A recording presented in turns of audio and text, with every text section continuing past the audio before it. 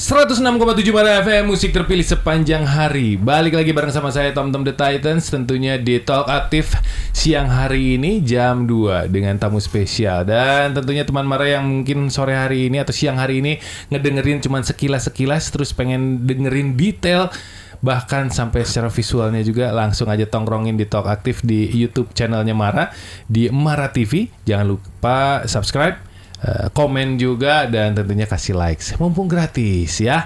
Tamu kali ini teman Mara di Talk Aktif ini spesial banget karena ini adalah sosok yang saya idolakan pada saat saya masih remaja dulu, karena saya juga bermain musik dengan ala-ala kedaerahan yang sangat menarik, karena saya kenalnya juga zaman dulu di sekolah. Kita langsung sapa aja deh ya. Selamat siang, assalamualaikum. Waalaikumsalam, sampurasun. Rampes, Kang Opik. Aduh, Kang Opik boleh maju sedikit, punten. Ya, biar suaranya lebih lantang. Seperti kutuk. Bunyi apa itu? Banyak yang penasaran, Kang Opik ini siapa sih? Nah, mungkin banyak yang belum tahu. Kang Opik ini adalah seorang direktur utama dari Saung Angklung Ujo dengan nama lengkapnya Bapak Taufik Hidayat. Bukan begitu, betul? Betul. Kayak nama pemain bulu tangkis ya. Saya punya bulu yang lain. Bahaya nih kalau udah dipancing-pancing ini, nyambernya kadang-kadang. Udah.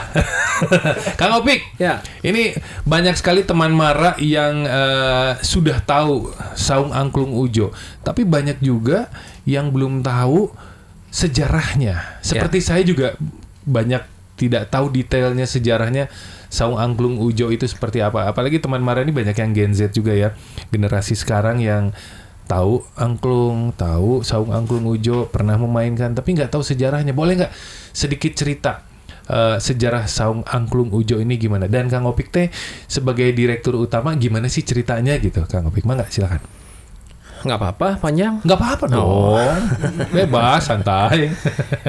Jadi Saung Angklung Ujo ini terlahir dari buah kecintaan almarhum Pak Ujo. Betul. Dan Ibu Sumiati. Beliau adalah orang tua saya. Nah, beliau itu cinta terhadap pendidikan, tentu dengan anak-anaknya. Beliau cinta terhadap seni tradisional. Beliau cinta terhadap alam dan lingkungan. Jadi beliau mencoba menyatukan itu semua. Jadi kita Bapak itu memulai dengan kami anak-anaknya. Jadi Bapak punya anak tuh 10, Bapak sama Ibu tuh punya anak 10. 10 betul. Tuh. Harus 10. Bapak sengaja bikin. Kenapa? 10. Karena untuk membuat tim angklung kecil minimal itu 10 orang. Okay. Jadi Ibu sebagai dirigen, Bapak sebagai sutradara. Itu pemain gratisan lah jadinya ya. Nah, jadi kenapa gratisan? Karena Saung Angklung Ujo itu dulu rumah kecil, saung kecil. Karena berawal dari saung. Dari saung, tidak punya halaman. Jalan akses ke sana pun jalan pada suka itu disebutnya dulu kabupaten belum kota Bandung. Sehingga orang ke sana itu harus jalan kaki kurang lebih sampai 500 meter. Kalau boleh tahu itu kira-kira di tahun berapa tuh, Kang? Itu dimulai tahun 1966. 66. Ya, jadi kalau mau masuk Saung Angklung dulu harus jalan kaki karena jadi dari Jalan Suci ke atas tuh mungkin masih kebun-kebun. Dulu belum ada Jalan Suci awalnya, Jalan Ahmad Yani. Jalan Suci ke sininya. Cicadas itu ya, Ahmad Yani itu. Jadi bahkan kalau yang mau ke Saung itu bus itu berhentinya di Jalan Ahmad Yani. Tapi dulu boro-boro ada bus ya. Karena pengunjungnya itu hanya 2 orang, 4 orang. Paling banyak tuh 6 orang. Bagaimana caranya? Nah, Pak Ujo itu sepulang mengajar nih, kalau di Bandung nih di dekat Istiqomah, Masjid Istiqomah. Nah, beliau mengajar di situ. Beliau pakai sepeda berkeliling kota Bandung. Ke Jalan Braga ada turis asing, beliau kasih kartu nama dari bambu. Ujo, Saung Angklung Ujo, Jalan Pada Suka 118. Ke hotel-hotel, kemana saja tempat orang bule berkumpul, beliau membagikan kartu nama dari bambu. Kartu nama dari bambu. Betul.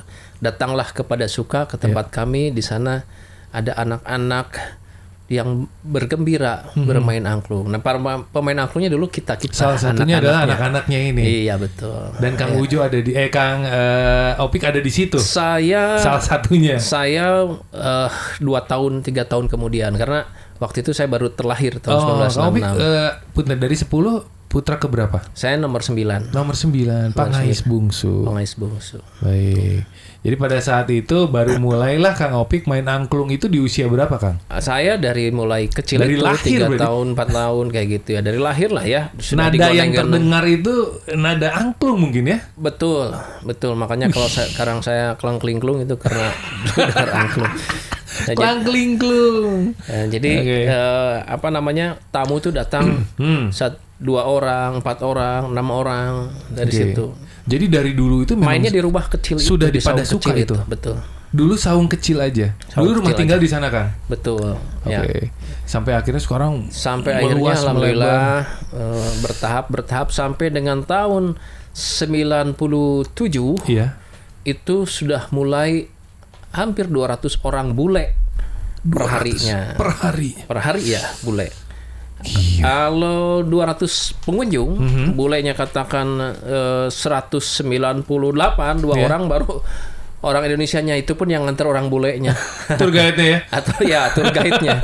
10 orang lah kalau dia 200 itu tour guide-nya. Oke. Wah, luar biasa. Itu sampai tahun 97. 98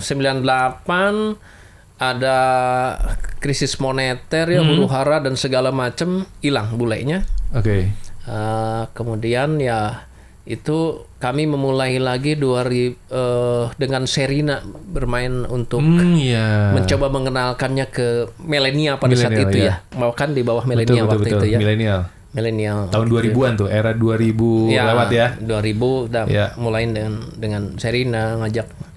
Karena waktu itu udah sepi lagi tamu itu kan. Iya. Nah, kan saya juga pernah dengar kalau ada sejarahnya permainan angklung ini adalah bentuk terima kasih kepada Dewi Kesuburan yang diberikan pada panen atau kebun warga saat itu. Bener nggak sih?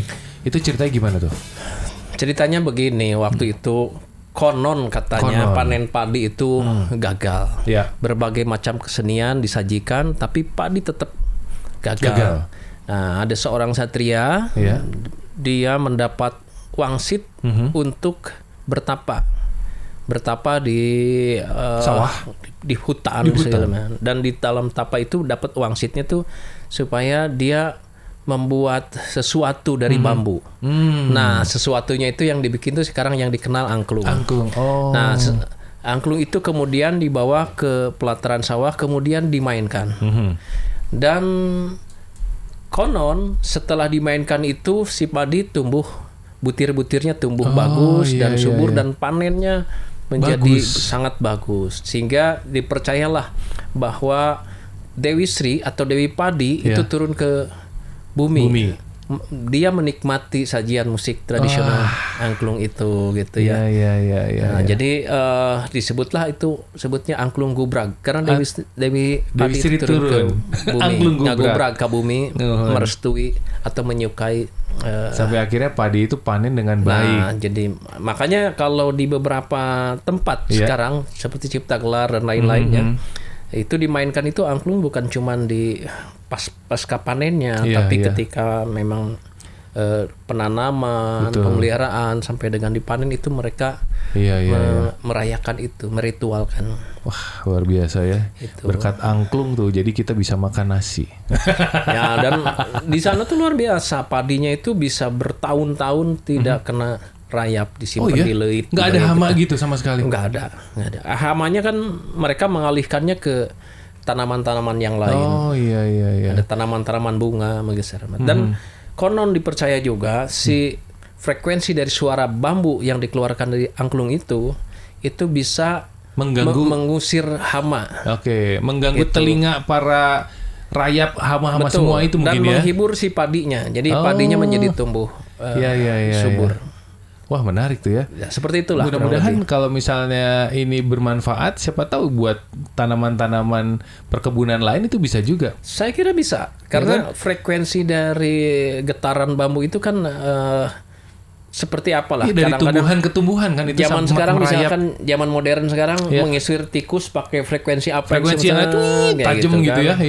Yang kita nggak dengar tapi mereka dengar. Yang dicolok listrik itu kan. Betul. Ya siapa tahu ini bisa jadi program pemerintah untuk ke pertanian kan. Menarik. Karena banyak sekarang program pertanian yang sudah mulai ada anggaran pertanian masuk ke bank-bank daerah. Itu khusus pertanian, Kang. Betul. Itu menarik tuh untuk jagung sekarang kan mulai. Ya, kayak di negara lain juga sapi-sapi biar tumbuh susunya subur gitu ya. Sapi perah itu kan dia juga pakai trompet yang sangat tradisional. Iya, benar, saya pernah gitu. lihat. Ya. Nah, Kang, untuk pagelaran seni yang ditampilkan di Saung Angklung Ujo ini sebenarnya ada apa aja sih? Katanya banyak ya? Saya sih... Tapi nanti dijawabnya setelah yang satu ini. Jadi jangan kemana-mana teman Mara. Kalau misalnya masih mau dengerin atau bahkan pengen tanya langsung sama Kang Opik seperti apa sih angklung, pengen nanya jadwal dan sebagainya, langsung WhatsApp aja di 0811 244 1067 atau DM di Instagramnya Mara di @marafmbdg atau ada sekitaran Dago di Pati Ukur, boleh mampir ke sini. Bisa langsung ketemu Kang Opik. Nanti kita balik dan lagi. Ngopi. Dan ngopi. 106,7 Mara FM, musik terpilih sepanjang hari. Masih bareng sama saya Tom The Titans di Talk Aktif. Dan tentunya tamu spesial siang hari ini bersama Kang Taufik Ujo dari Saung Angklung Ujo. Waduh, saya lagi mengingat Kang, saya waktu itu pernah ngantar anak saya ke sana ngelihat pembuatan, terus kita beli angklung. Saya tuh di rumah kalau saya hitung-hitung angklung yang kecil-kecil sampai yang gede, karena minggu lalu saya menghitung ada 8. Oh ya, 8 buah. Ya. Itu teh yang terakhir 3 bonus dari acara yang kemarin saya ikut. Yang satu dikasih ke keponakan. Dan selalu dimainkan malam-malam, tapi saya simpan karena kalau nggak anak saya mainin bahaya. Kang, tadi saya sempat nanya pagelaran seni yang ditampilkan oleh Saung Angklung Ujo itu kan selalu banyak ya, bahkan sehari bisa tadi sempat disampaikan ada 5 kali perform, 8 kali dan sebagainya. Nah selain itu teh ada apa lagi sih Kang yang misalnya harian-harian, apalagi di pasca pandemi ini kalau misalnya di tempat sana? Hari-harian apa maksudnya? Tadi tampilan seninya atau apa tadi? Tampilannya. Sehari itu kan tadi sempat disampaikan ada 5 kali pagelaran. Nah itu teh hanya perform aja dari para angklungers gitu, para playernya, atau ada perform tariannya kah? Atau ada apa? Jadi kita yang datang teh disuguhkan apa sih di situ gitu? Kalau dari sisi penyajian pertunjukan yang katakan reguler itu, sebetulnya keinginan kita dulu Saung Angklung itu menjadi show window-nya kesenian tradisional Jawa Barat atau Sunda. Jadi sehingga ada beberapa materi yang kita setiap waktu itu diputar, diganti-ganti. Misalkan yang sudah biasa itu kan ada wayang, ada tari topeng.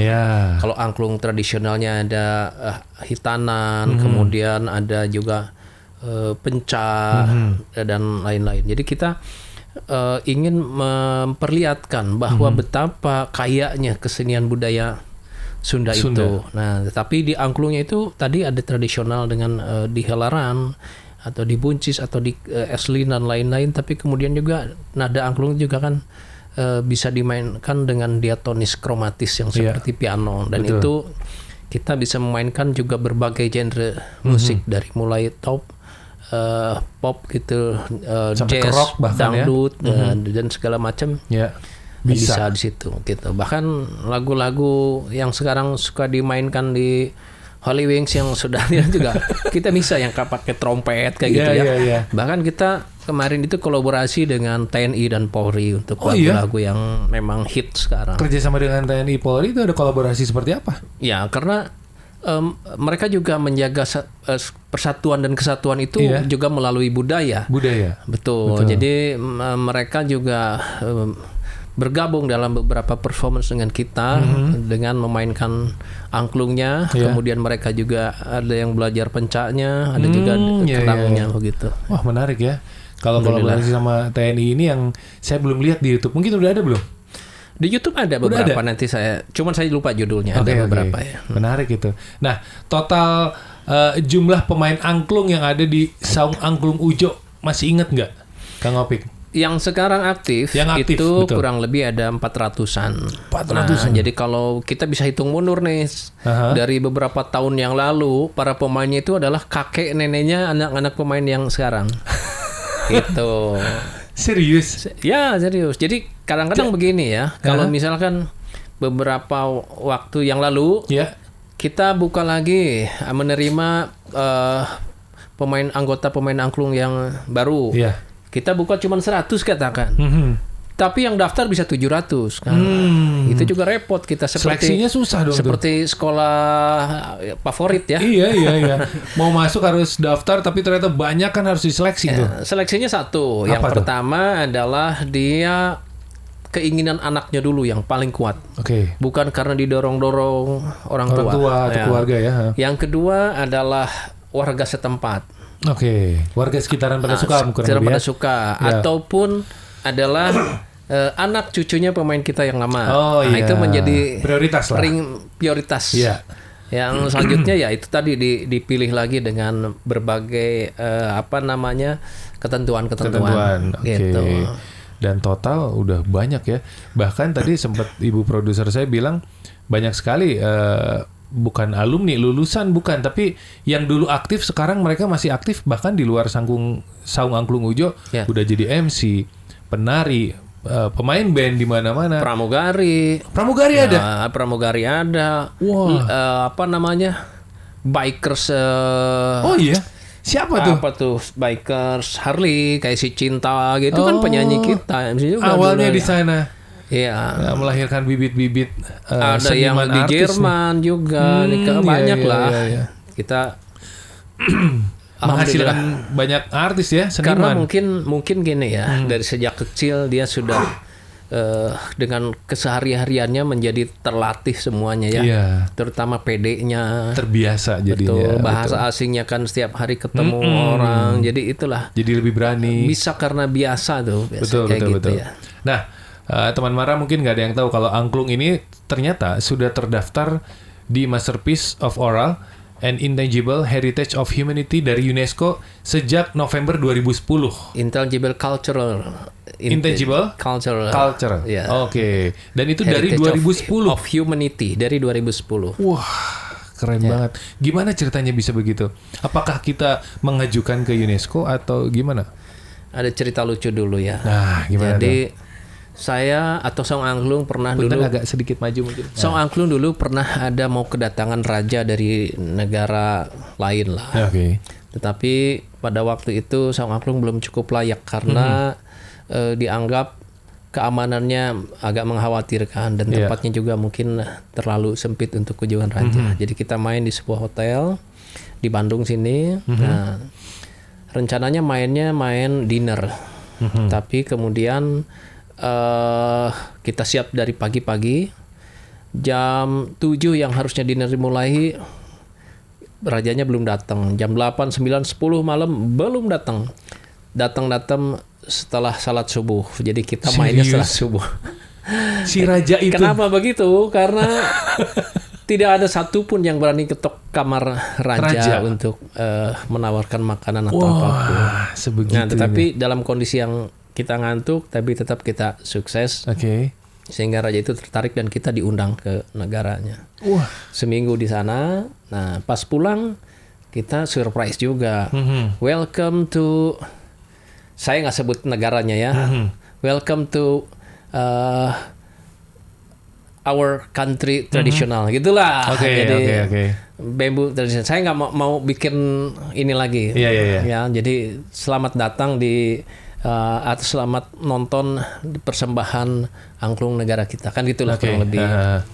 Nah, itu saya bawa tuh profesornya, saya bilang sebenarnya kan angklung dari Indonesia. Bukan dari negara itu. Nah, kemudian saya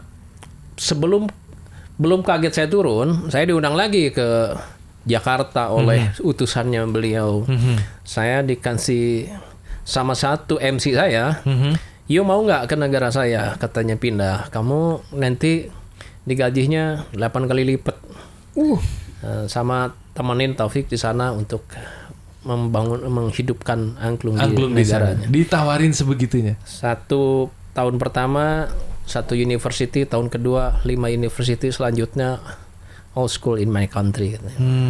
Saya belum berhenti juga kaget saya dikasih sesuatu lah waktu itu ya, segepok Sekoper apa segepok? Saya mikir juga, nggak sekoper. Kalau sekoper mungkin saya memang udah pindah juga. Banyak dolarnya. Kalau sekoper sulit nolak. Tapi kalau nggak sekoper masih bisa nolak. Sekopok lumayan lah. Ya gitu. Jadi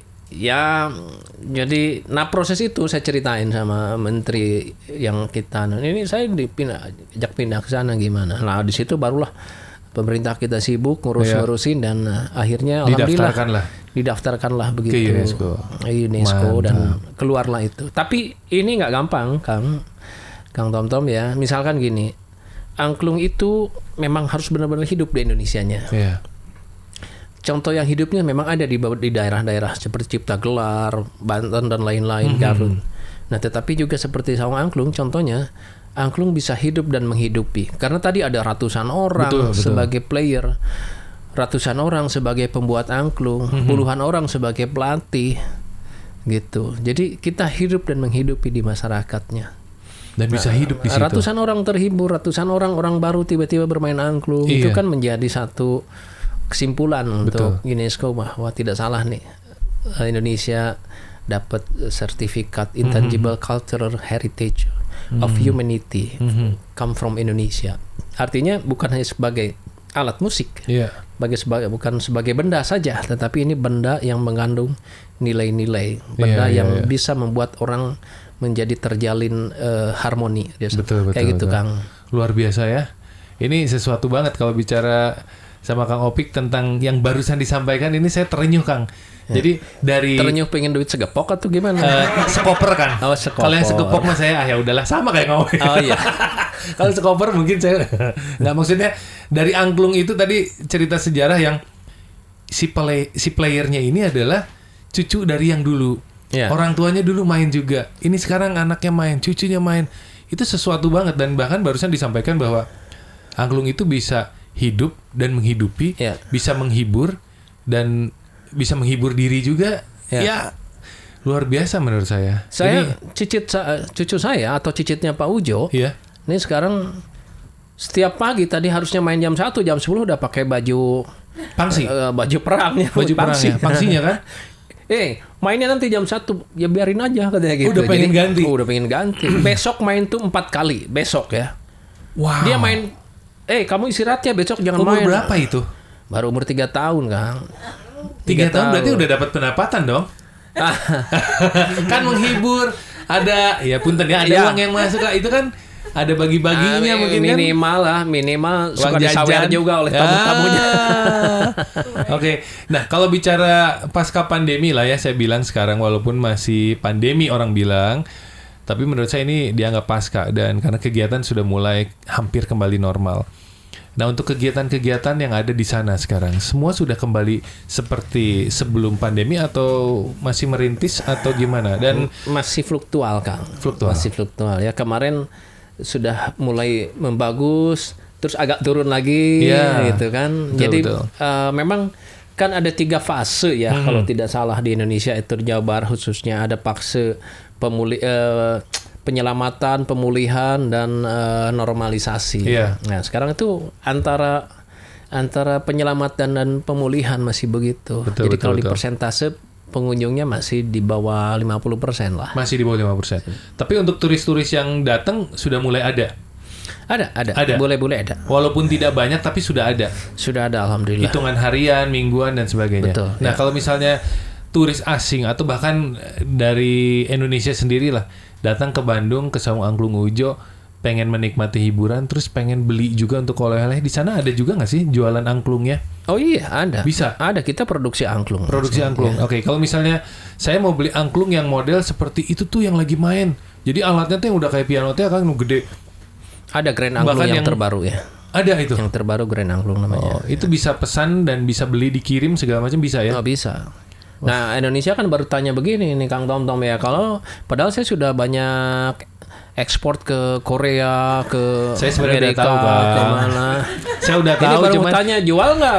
Aneh. Saya udah tahu, cuman biar orang yang belum tahu bisa nonton di YouTube. Oh, bisa juga gitu. Nah, ada WhatsApp yang masuk nih teman Mara, dari semua teman Mara, Kang Opik ya. Selamat siang Kang Tom dan Kang Opik. Salam kenal, saya Febri dari Cigadung. Oke.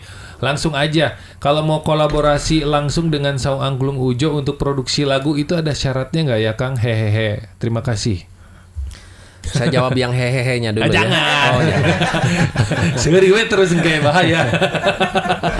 Jadi nggak ada syarat apa-apa. Nggak ada syarat apa-apa. Nah, kan yang penting kan bisa datang dulu ke sana, kenalan dulu kayak gimana gitu kan, yang beliau juga punya seperti apa musiknya, gitu kan, lagunya, musiknya kayak gimana. Itu sangat terbuka sekali sangat untuk terbuka. kita ya. Betul, nggak ada syarat apa-apa. Oke, jadi sebenarnya mau ketemu, ngebahas lagu, aransemen bareng dan sebagainya silakan. Iya, nggak apa-apa. Misalnya itu cewek cowok. Kang, Kang ya, bukan. cowok. Saya Febri ini nggak tahu cowok apa cewek nih ya. Pasti cewek. Kok bisa tahu? Enggak. Yang bener tuh pasti cewek. Cowok nggak bisa. Cowok tuh pasti salah terus. Saya setuju kalau itu. AWW mah bener baik. Ya, kalau lagi ada, salah. Ini Febri itu cowok apa cewek gitu ya? Cewek, karena cewek tuh nggak pernah salah. Nggak pernah salah. Iya deh Kang. Oke. Ada WhatsApp lagi. Assalamualaikum Mara FM. Nggak nyangka ada Kang Opik Ujo nih tamu ke Mara. Waduh. Kalau Saung Angklung Ujo ada pelatihan seni musiknya juga nggak ya Kang? Dalam bentuk workshop atau mungkin pendidikan yang formal dari Ibel Jakarta. Dari Jakarta nih. Karena ini kita streaming juga. Ya sebetulnya nggak formal-formal amat ya. Nggak formal. Misalkan hari ini juga kita lagi ada workshop untuk guru-guru. Ya, guru-guru bagaimana mengenalkan angklung. Karena tadi ya, ini tingkat SD, TK, SD, SMP, SMA dan perguruan tinggi. Nah, sekarang mulai dari SD dulu sama TK. Yeah. Kenapa begitu? Karena tadi cicit saya aja umur 3 tahun sudah sudah benar-benar menikmati ya musik tradisional. Karena saya yakin kalau musik tradisional masuk di usia dini, nanti di usia atau setelah remaja, dewasa dia pasti akan kembali teringat itu. Karena sudah terekam dulu musik, sudah terisi. Betul. Gitu. Jadi kalaupun nanti musik modern biasanya suka ke bawah tuh ininya. Jadi kalau belajar gitar jangan dulu gitar. Kacapi lah. Capi lah, nanti gitar nih. Gitar pastilah bisa, tapi nanti setelah dewasa kecapi itu gini nih. Jadi metiknya juga metik kecapi gitu. Aduh Kang Opik ini bisa juga ya ternyata ya. Kalau ke arah sana bisa, ke arah sini bisa. Nah teman Mara, sekali lagi yang tadi udah WhatsApp, kalau misalnya teman Mara pengen nanya apapun tentang angklung, tentang Saung Angklung Ujo, tentang Kang Opik, silakan WhatsApp sekali lagi di 0811 244 1067 atau DM di Instagramnya Mara di @marafmbdg. Langsung aja, ya nanti kita balik lagi. 106,7 Mara FM, musik terpilih sepanjang hari. Balik lagi di Talk Aktif bareng sama saya Tom The Titans dan tentunya sama Kang Taufik Ujo dari Saung Angklung Ujo. Yang mau WhatsApp silakan WhatsApp, yang mau telepon datang aja ke sini. Telepon mati rame. Kang Opik, saya mau nanya nih ya. Kan dari tadi udah nanya. Nanya lagi. Oh, nanya lagi. Karena kayak tamu wani kau nangki. Ya Kang Opik, pertanyaan lagi nih ya. Oh ya, pertanyaan lagi. Ini dari sekian tahun berjalan, pertunjukan demi pertunjukan berjalan terus. Tiap hari tadi seperti dibilang sampai sebelum COVID. Bukan, 98 itu apa? Krisis moneter. Itu sehari bisa 100-200 orang. Terus ada pagelaran. Kang Opik inget nggak? Kondisi tersulit pada saat pertunjukan seni dan budaya di Saung Angklung Ujo yang paling sulit masa-masa riweuh lah, aya masalah iyalah, tiba-tiba mati listrik lah misal, sound lah apa yang paling saat pertunjukan yang paling Oke. Saya bicara mundur dulu ke belakang kalau gitu. Jadi dulu itu Saung Angklung itu kan almarhum Bapak memulai dari rumah kecil Saung, kemudian di halaman rumah. Sekarang jadi tempat parkiran. Terus kemudian ada lagi ruang terbuka. Nah kesulitan itu Kang, karena Pak Ujo itu tidak suka dengan bangunan-bangunan yang besar dan gitu. Jadi kalau ada tamu banyak, katakan 200 lebih orang bule, tiba-tiba hujan, repot kita. Iya, betul. Nah jadi kesulitan waktu itu terutama dengan hal-hal yang teknis semacam itu. Terus yang kedua, almarhum Pak Ujo itu tidak terlalu suka dengan elektrik dan musik-musik yang kekinian. Drum juga tidak suka dan lain-lain. Sementara kita pingin ada lagu yang ada beat-beatnya kayak misalkan gak enak juga lagu Bohemian Rhapsody tanpa ada hit di drum atau bass gitu kan. Pak Ujo nggak suka dulu.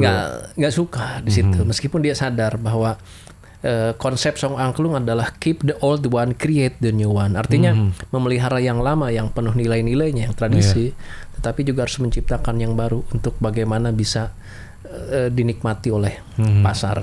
Nah, itu kesulitan-kesulitan ketika perform. Ya tadi itu kalau mempergunakan listrik ya ada listrik, terus kalau hujan udah berhenti gitu.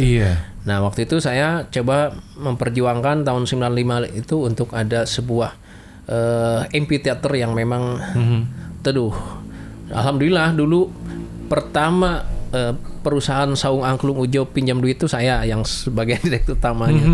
Waktu itu pinjamnya sekitar 70 juta lah. Pembangunannya 68 juta, itu bangunan yang dari baja yang sekarang menjadi amphitheater yang menjadi tempat yang besar itu. Core-nya yang besar. Betul. Nah, beres bangunan itu, kemudian Krismon. Dan bangunan itu dihitung lagi, Krismon itu hampir 2 M pada waktu itu. Nah inilah, jadi jadi maksudnya gini, ketika ada kesulitan-kesulitan tentu kita berpikir bagaimana solusinya. Di antaranya yang begitu-begitu. Ketika drum tidak boleh waktu sama Bapak, kita bikin semacam ada tamborin yang besar, yang pum-pum yang sama Ade Rudiana yang suka itu kayak gitu ya. Jadi kita mencoba menyiasatinya apa sih, bagaimana untuk bisa ada kesan-kesan. Nah, tetapi kalau bicara kesulitan yang paling utama adalah di masa Covid ini. Tapi tentu ini terjadi pada semuanya. Pada semua. Artinya gini, kalau pertunjukan kita adalah yang konsep besarnya adalah kesenian tradisional rakyat. Kesenian tradisional rakyat itu hampir tidak ada jarak antara kita pemain dengan penonton. Ketika Covid kan kita harus virtual, misalkan harus hybrid, harus segala macam, itu sudah sama sekali ruhnya tuh nggak dapat. Itu kesulitannya, bagaimana supaya ruhnya dapat gitu. Nah, kalau bicara tadi selama pandemi ini masa-masa tersulit mungkin ya. Semua lini sih lebih tepatnya. Saya belum, sebagai laki-laki saya jarang nangis, tapi pada saat itu saya nangis. Banyak sekali nangisnya apa? Karena saya ingat berapa ratus orang yang jadi tanggung jawab saya, ribuan orang. Semua yang hidup di situ. Orang ahli-ahli pemusik pun ya, dia harus jualan bakso, nganter-nganter jadi gonya, jadi udah macam-macam aja. Itu menyedihkan sekali. Nah gitu. Untuk Saung Angklung Ujo sendiri, punten ini mah, apakah ada peran dari pemerintah kota atau pemerintah provinsi yang ikut andil membantu gitu ke Saung Angklung Ujo? Ada yang bilang saja mau bantu, tapi nggak ada yang begitu. Sampai sekarang ada yang bilang begitu, tapi saya nggak sebutin siapa ya. Ada yang begitu. Ada juga yang bantu dengan ala kadarnya gitu ya. Ada yang bantu dengan doa, ada juga yang bantu memang serius bantu. Tapi saya nggak sebutin siapa-siapanya. Ada yang serius bantu juga. Gitu. Tapi sampai sekarang sudah mulai bertahan untuk memulai kembali, itu udah sesuatu yang luar biasa, Kang. Mudah-mudahan ini akan jadi sesuatu lagi, dan selamat tinggal pandemi lah, jangan sampai ada lagi. Jadi gini, Kang, bagi saya omongan pun saya akan bantu, dan itu udah membuat motivasi saya kuat. Meskipun terjadi nggak bantu, nggak apa-apa lah. Yang penting pada saat itu saya ada ininya apa? Siapa Kang, saya WhatsApp nanti. Kurang ditanyakan lah. Ngomong-ngomong ada yang WhatsApp masuk nih. Siapa tahu ini mau bantu juga. Selamat siang. Mana ini? Selamat siang Mar FM. Kang Tom dan Kang Opik, saya salut dengan bagaimana Saung Angklung Ujo bertahan dan semakin dikenal luas sampai sekarang ke penjuru dunia. Karena saya sebagai pelaku seni dan budaya daerah merasa seperti berjuang sendiri, baik untuk bertahan hidup ataupun mempertahankan budayanya itu sendiri. Salam sukses untuk Kang Opik dan keluarga. Amin. Ini bagian dari doa juga. Atur nuhun, betul. Alhamdulillah. Ya kalau beliau mah wajar lah ya ngebantu dengan doa karena dalam kesulitan. Tapi ada orang yang sedang happy, sedang dapat ini, ada fasilitas untuk itu, ada kebijakan untuk itu. Tapi nggak nyampe. Tapi nggak apa-apa lah. Tapi nggak apa-apa lah.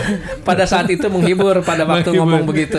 Iya. Kang, dulu ini ibu produser saya bilang pada zaman kecilnya, ya mungkin tahun 2000-an awal, itu pelajaran angklung itu menjadi salah satu pelajaran wajib di sekolah-sekolah. Tapi sekarang anak saya di sekolahnya SD, itu angklung jadi ekstrakurikuler. Nah, kenapa sekarang ini jarang ada di sekolah yang mewajibkan pelajaran angklung ini dijadikan salah satu kurikulum yang wajib mungkin di pelajaran seni musik gitu mungkin? Ya, saya kira ini tadi ya, bagaimana sebetulnya kebijakan pemerintah harusnya memihak untuk itu. Okay.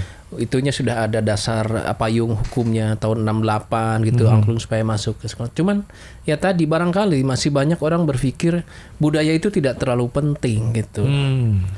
Kalau pariwisata mungkin penting secara ekonomi, tapi sebetulnya hampir semua lini kegiatan itu termasuk pariwisata itu Jawa Barat itu budaya itu kental karena salah satu yang membedakan antara manusia dengan makhluk lainnya, manusia itu berbudaya. Ya, sekarang misalkan begini contoh lah, kemarin di luar di luar Jawa Barat ada yang main di Paris sama Anggun itu ya. Iya, betul. Pemerintahan satu yang ada di Jawa gitu ya. Kan ditampilkannya budaya ya. Tapi yang akan dampaknya adalah pariwisata yang akan.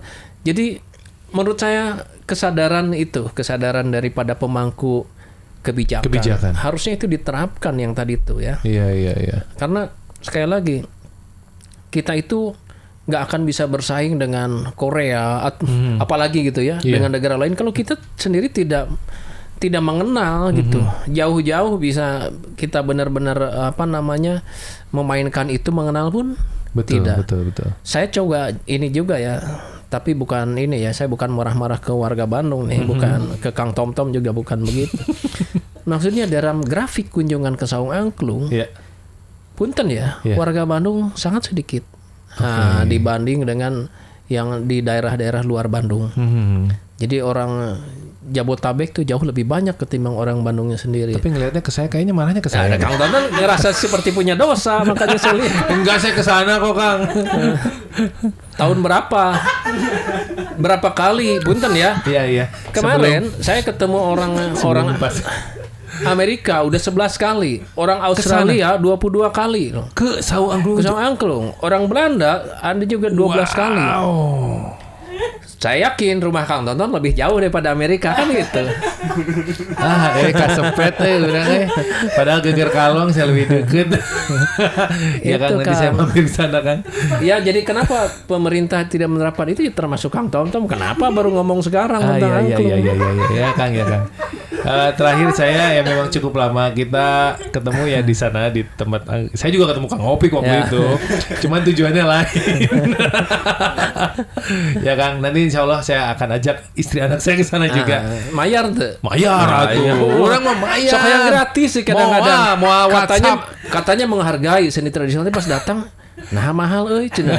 Mau WhatsApp bukan namanya aya di jero we lah. Jadi gitulah kadang-kadang ya punten ya. Banyak orang yang merendahkan seni tradisional sendiri. Dia menganggap mahal harga angklung, masuk ke sana gitu. Masuk ke Saung Angklung berapa misalkan ya? Untuk orang lokal dewasa itu 90.000 per 100. Kalau bule 120-an. Orang lokal itu selalu menganggap mahal segitu, di bawah 100 ya. Bahkan 60 menganggap mahal. Padahal kalau dia masuk karaoke, Kang Tom lah dulu misalkan masuk karaoke ya, ke klub. Ya. Open bot udah berapa itu Kang Tom? Aduh. Iya. Ya pesen room paket udah mahal itu. Aduh. Ampun. Tapi dia tidak menganggap mahal. Maaf itu ya. Iya. Tidak menganggap mahal. Itu biasa. Tapi kalau begitu mau nonton seni tradisional berapa harga? Kok mahal-mahal amat? Ini pernah saya dengar. Saya lihat mungkin seperti itu. Betul tadi kata Kang Opik. Sebenarnya anak-anak kecil itulah yang harus dikenalkan budaya dari kecil. Hal-hal yang kedaerahan itu yang harus dikenalkan. Ya, kita yang harus mengendalikan dulu anak kecilnya gitu kan. Ya. Kita betul. Kita nyalakan nih batur lah. Ya Kang Opik. Ini sebelum pamit saya mau tanya dulu sama Kang Opik yang terakhir nih ya. Ini agenda dari Kang Opik dan Saung Angklung Ujo ke depannya ada agenda apa nih? Yang mungkin nasional, internasional apa nih Kang? Saya yang lokal dulu. Yang lokal. Agenda lokalnya saya terus terang lagi gencar-gencarnya bagaimana angklung ini masuk ke wilayah pendidikan khususnya di Bandung dan Jawa Barat. Nah, itu dia, Ya, betul. Itu yang sekarang juga sedang berjalan nih, hari ini, besok, lusa. Kang Totom harus mulai bayar OGK gitu ya untuk Bayar, ikut workshop itu. Kemudian program berikutnya saya ada namanya Angklung Resital. Jadi mungkin di sekolah-sekolah atau komunitas angklung akan ada sebuah peristiwa semacam parade atau festival di sama angklung. Kemudian ada Angklung Pride. Angklung Pride ini kalau Kang Tonton lihat di TV itu, nah itu Angklung Pride. Angklung Pride itu dalam rangka mensyukuri angklung disahkan oleh UNESCO tanggal 16 November 2010 tepatnya seperti itu. Jadi setiap tahun kita harus merayakan itu, mensyukuri. Kenapa? Karena setelah mendapat sertifikat itu, maka angklung harus terlindungi, terpelihara, terpromosikan dan teregenerasikan. Kalau hal tersebut terabaikan, maka bisa jadi ditarik lagi sertifikat itu dan bisa jadi angklung dimiliki oleh negara lain yang bisa melihara bagus secara ininya pasti gelarnya lain, bukan lagi intangible culture heritage tapi yang lain, tapi Indonesia mungkin di. Nah kemudian agenda-agenda lainnya tentu kita sudah memulai lagi ada undangan dari Alhamdulillah luar negeri ya. Nah, dulu kan ke luar negeri itu paling tidak sebulan sekali setahun 12 kali berarti ya, kurang lebih seperti itu. Kalau ke Bali mah alhamdulillah kayak ke rumah sendiri lah, sudah bolak-balik terus. Karena kenapa Bali? Karena Bali di sana bulenya banyak dan peristiwa-peristiwa sangat penting itu untuk Indonesia itu di Bali. Di sana. Ya kayak G20 kayak gitu ya. Atau apapun yang internasional. Saya menyambut waktu itu waktu Obama ke Bali, kita juga main angklung di sana. Iya, betul. Gitu ya. Semua kepala negara yang luar biasa, Margaret Thatcher atau segala macam, presiden Korea yang dulu itu udah pernah semua sempat menikmati. Semua, apalagi presiden Indonesia, Pak Jokowi itu udah fans Akang itu sudah beberapa kali ya. Fans Kopi juga. Ya fans semua lah kan raja. Kita kan warga. Presiden masyarakat Indonesia iya. Ya nggak tahu lah. Era tuh. Oke. Nah ini undangan-undangan terdekat lagi kapan tuh Kang? Ya insya Allah di Desember ini juga dalam rangka sepak bola dunia tuh naon sih bahasa Inggrisnya? World Cup. Betul. Ya kita main di Street Festivalnya dalam rangka World Cup. Qatar itu dong. Di Qatar Doha. Ya. Berangkat. Insya Allah. Hanya kita sekarang lagi prosesnya adalah jumlah orang. Kenapa? Karena peristiwa itu peristiwa dunia yang luar biasa, sehingga Doha itu memang membatasi orang yang masuk ke Dohanya. Jadi karena dari sekarang sudah full yang namanya hotel, pesawat dan segala macam itu sudah banyak yang hotel aja udah nggak ada katanya yang kosong. Udah nggak ada. Udah penuh. Saya pun nanti kalau di sana, insya Allah di rumah-rumah warga Indonesia yang ada di sana. Iya. Gitu. Tinggal jumlah orangnya ini masih katanya masih ada kurang 1 personil. Apanya tuh? Oh, yang ini mau berangkat ke sana daftar. Paham sekali. Ada personil yang bawa koper penari-penari sama itu. Nggak apa-apa. Tapi saya nggak bisa make upin. Nggak apa-apa. Bawain kopernya aja. Itu kapan berangkat Kang? Insya Allah Desember Kang. Desember ya. Ini memang waktu World Cup ini dimundurin Kang. Karena Doha itu kalau misalnya musim panas, itu panasnya bisa sampai 56. Waduh. Ya, makanya dimundurkan waktunya. Itu pun panasnya kapan itu? Maksudnya itu yang Desember itu. Desember itu. Jadi November Kang 8 sampai ya itu November awal. Sampai 1 bulan ke depannya itu ya. Kang Opik di Desembernya. Nah, itu kan pembukanya November itu karena harusnya kan kalau nggak salah sekarang Agustus September ini. Tapi karena sekarang lagi panas banget dimundurkan. Baca itu ya di Google ya. Di Instagram. Instagram. Nah, beruntung tapi di sana pun panasnya mungkin sekitar 38-an. Ya, lumayan lah. Persiapkan saja kipas-kipas dan sebagainya. Saya mungkin. Perjalanan terakhir di Swedia pun begitu. Lagi panas-panas. Waduh ngeri. Nggak boleh ngerokok sembarangan. Kita kena denda. Sebab rokok pun bisa mengakibatkan kebakaran. Betul. luar biasa. Jadi memang itu yang harus diwaspadai lah kalau keluar negeri ya.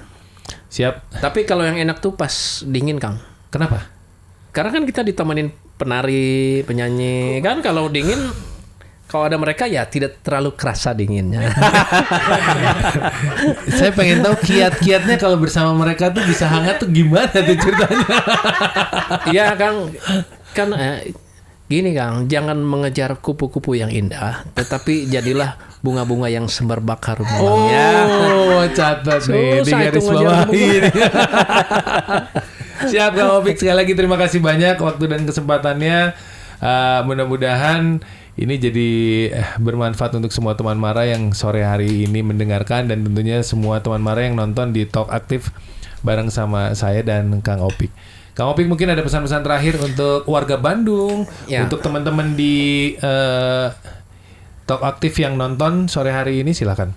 Saya sih pesannya tadi sama teman-teman seniman budayawan tradisional khususnya, ya penuh semangat lah. Ini kesulitan ini memang menimpa kita semua. Nah, yang modern kayak Kang Tom dan kawan-kawan pun kan sedang sangat kerepotan. Tapi insya Allah ya dengan semangat kolaborasi ya. Sebenarnya sekarang itu zamannya kolaborasi itu untuk bisa bareng-bareng karena suara bersama itu biasanya menjadi satu kekuatan ya. Jadi kita jangan pernah semangat, mari terus putus asa. Hah? Kebalik sebentar. Jangan. Tegas serius. Jangan semangat, mari putus asa. Mari tetap putus asa. Ya, jadi kita harus tetap semangat kondisi apapun. Karena saya kira aura semangat itu yang membangun kita. Betul. Ya, optimisme, tersugesti. Ya. Betul. Kalau kita pesimis ya udahlah. Ya. Repot lah. Tetap semangat walaupun sulit, tapi kita pasti bisa. Insya Allah. Kita pasti bisa. Pasti bisa. Jadi kalau mau kolaborasi dengan Song Angklung, pintar nggak apa-apa, cantik juga, ya. Kalau keras. Saya suka sekali dengan Opik. Banyak wejangan-wejangan di balik kata-katanya itu. Kata-kata mutiaranya luar biasa. Iya, beliau juga dulu nyari sekretaris nih, Pak Tom. Aduh, nyari pendamping. Tapi dia nyarinya yang cantik, hanya agamanya jangan terlalu bagus katanya. Jangan dibuka di sini Kang Opik lah. Malu Kenapa agamanya banyak yang nonton nggak? Jadi ijazahnya dilihat dulu, cantik, agamanya bagus, jangan dulu dah. Tong jero teuing. Kalau nggak boleh begitu, nggak boleh. Jangan diskriminasi. Kang Opik, sekali lagi terima kasih banyak. Mudah-mudahan nanti kita bisa ketemu lagi, dan mudah-mudahan band saya nanti kalau kita ngobrol, siapa tahu ada lagu-lagu yang bisa berkolaborasi sama Kang Opik. Amin. Di Antos pisan Kang. Insya Allah. Siap. Sekali lagi terima kasih, dan teman Mara jangan lupa di subscribe, like, komen. Siapa tahu kalau kamu komen nanya langsung Kang Kang Opik nanti langsung dijawab. Nggak apa-apa, cantik juga. Nggak apa-apa, cantik juga. Agamanya jangan terlalu dalam. Sampai ketemu lagi. Wassalamualaikum warahmatullahi wabarakatuh. Bye.